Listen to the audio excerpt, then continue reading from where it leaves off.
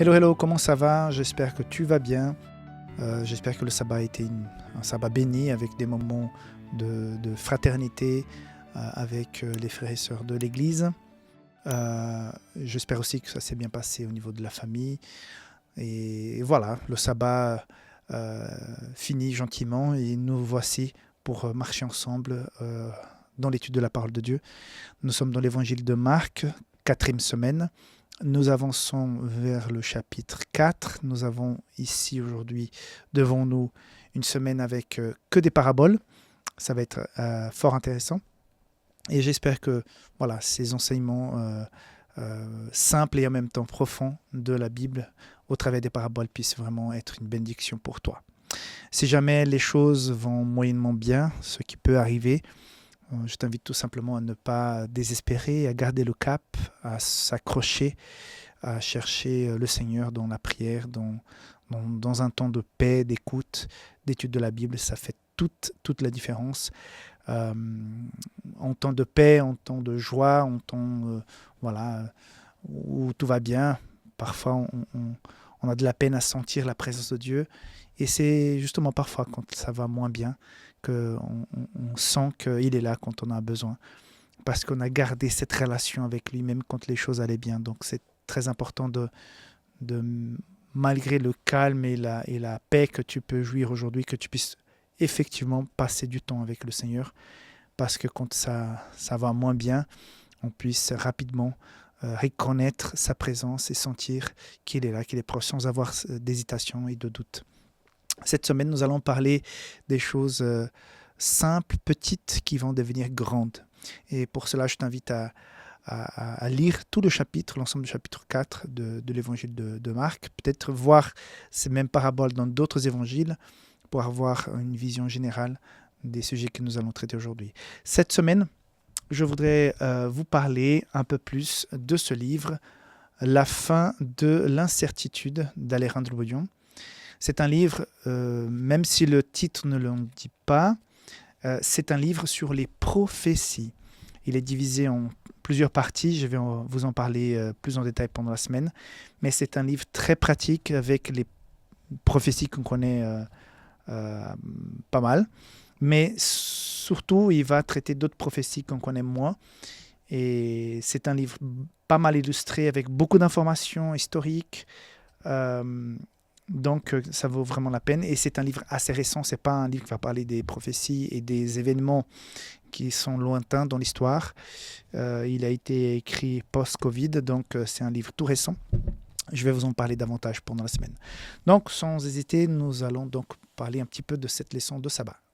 Donc la leçon de ce sabbat après-midi nous ramène ces deux versets qui correspondent à la parabole de la mesure. Donc Marc 4, 24, 25, il dit ceci, il leur dit encore, prenez garde à ce que vous entendez, on vous mesurera avec la mesure dont vous serez servi et on vous y ajoutera pour vous. Car on donnera à celui qui a, mais à celui qui n'en a pas, on ôtera même ce qu'il a.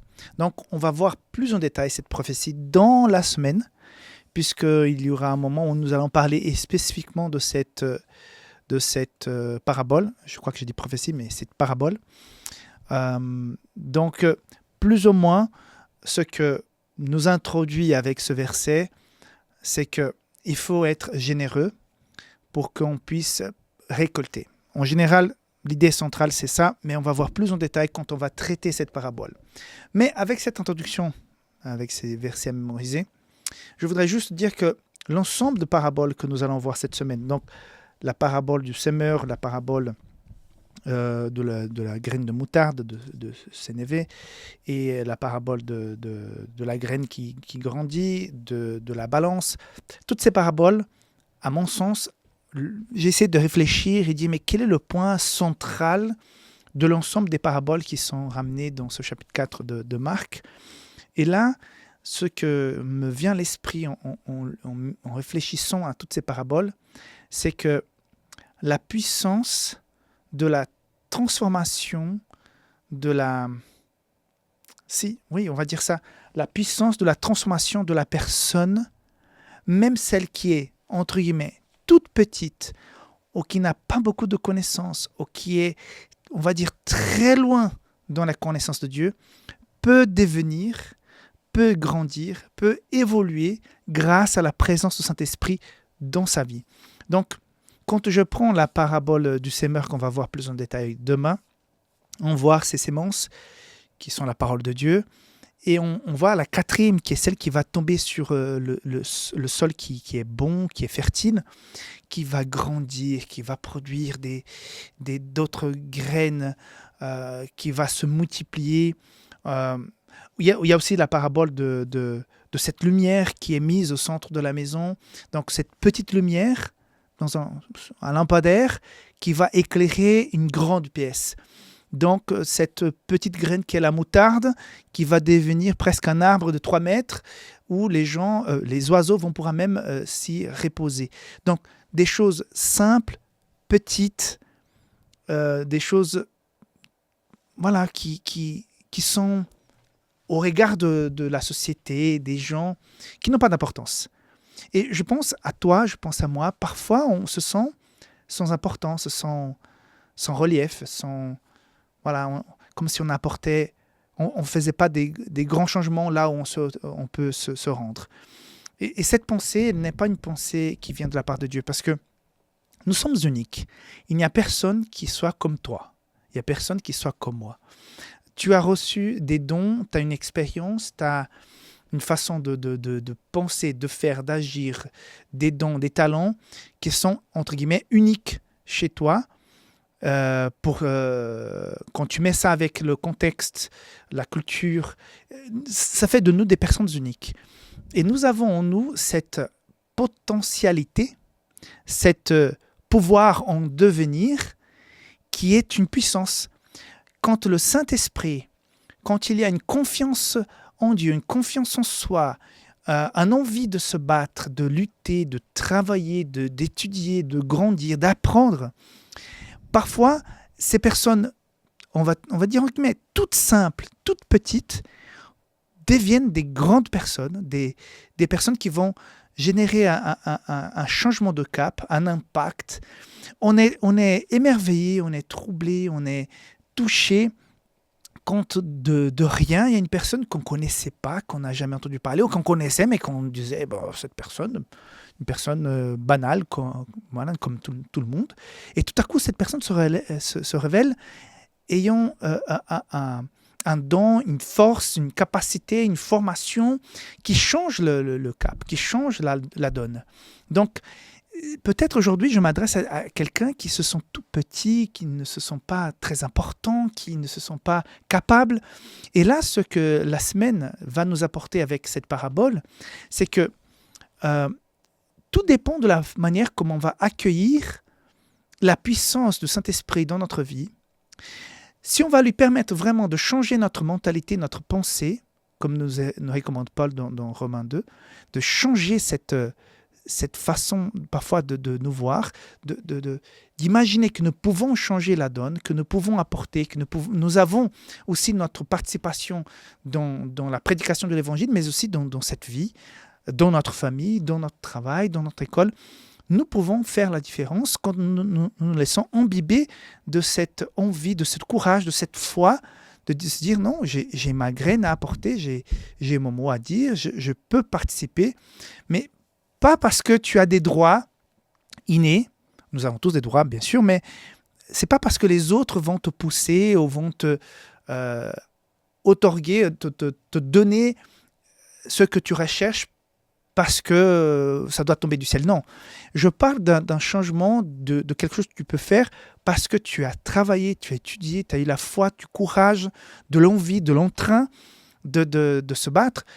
Il y a eu des choses dans ma vie que je ne pensais pas être capable et tout à coup, par les circonstances, par cette confiance, et on se dit, mais allez, on va de l'avant, on essaye, on étudie, on travaille, et tout à coup, je fais aujourd'hui des choses que je ne pourrais jamais imaginer de ma vie que j'aurais pu faire.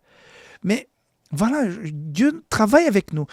J'imagine, si tu regardes quelques années en arrière et tu te vois peut-être adolescent, enfant, tu n'as jamais imaginé peut-être que tu pourrais arriver ou faire des choses que tu fais actuellement. Donc, imagine qu'il y a encore d'autres choses.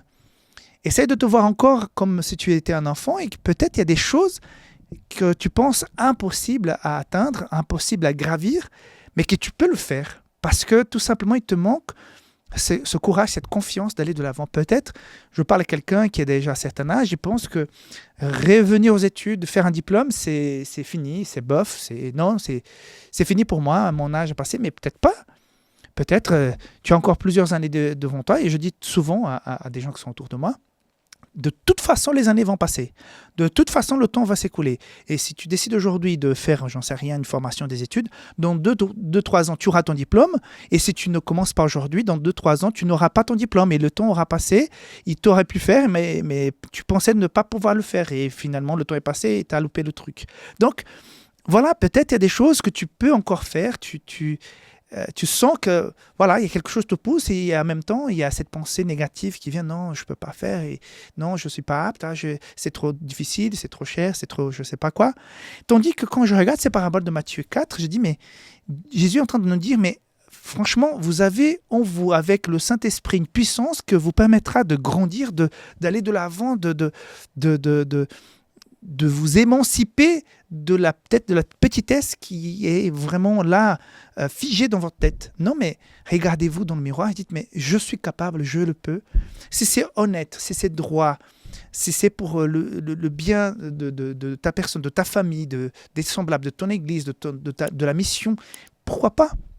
Donc voilà, en lisant ces paraboles, je me suis dit, Dieu est en train de nous dire par ces paraboles, en Jésus, qu'il ne faut jamais accepter que les petites choses doivent rester petites. Je vois ici des petites choses qui grandissent, qui se multiplient, qui génèrent de l'impact, qui font la différence. Donc Dieu nous appelle, à mon avis, par ces paraboles, à faire la différence. Et je t'invite à prendre cette promesse et à réfléchir cette semaine. Mais bon sang, en quoi pourrais-je, moi, avancer? Peut-être que je suis stagné dans la vie et je pourrais aller plus loin, plus vite, plus fort. Je pourrais passer une nouvelle étape, et je t'invite à prier pour ça, et peut-être Dieu va te dire cette semaine, allez, lève-toi parce que j'ai quelque chose d'autre pour toi. Voilà, que Dieu te bénisse, on se voit demain pour la leçon du dimanche. Bye bye.